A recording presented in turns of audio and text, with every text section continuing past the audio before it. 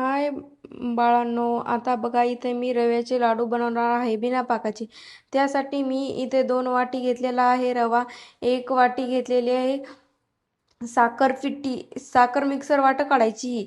1 वाटी घेतलेला आहे तूप. इथं हे बघा, हे खोबर खिसून घेतलेलं आहे आपलं घरचं गावरान. इथं वेलायची, इथं जायफळ आहे बघा, हे जायफळ खिसून घ्यायचं थोडं. आणि हे मनुके हे घ्यायचे. तर आता चला बघू गॅस चला बघू आता आपण यात कढई टाकली, वरी तापात ठेवली. आता यामध्ये टाकू तूप. हे थोडं इतकं टाकू अगोदर.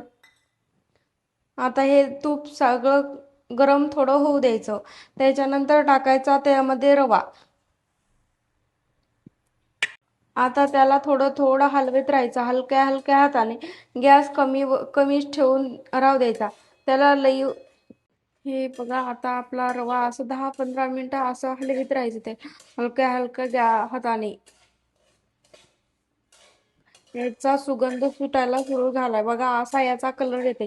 हे जर रवा भाजायला झाला तर सुगंध यायला सुरू झाला. आता हे आपण राहिलेलं तूप पण याच्यात घालून टाकू. परत हलवाय सुरू करू. बघा, असा कलर आला की गोळे मऊसूद व्हायला सुरू होतात. हे बघा, आता यामध्ये आता आपण खोबर खीस घालू. ते बघा, हे वेलायचीच्या पाकळ्या सगळं टाकायचा, वास घमघम येतो, सुगंध असा. हे बघा, हे थोडं जायफळ टाकायचं. हे जास्त झालं तर प्रमाण पुन्हा हे होतं, हलवत राहायचं.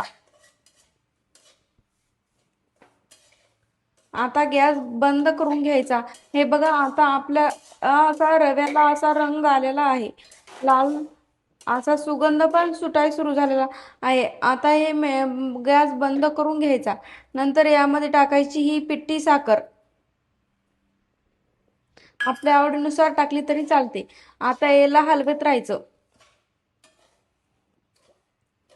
गरम गरम याच्या टाकायचं, लई गार थंड पण होऊ द्यायचं नाही, तर थंड झालं तर याचे गोळे पण बसणार नाहीत. हे बघा, आपले लाडू तयार झाले आहेत. बघतात तोंडाला पाणी सुटायले, खुसखुशीत झालेले आहेत गावरान तुपामधले.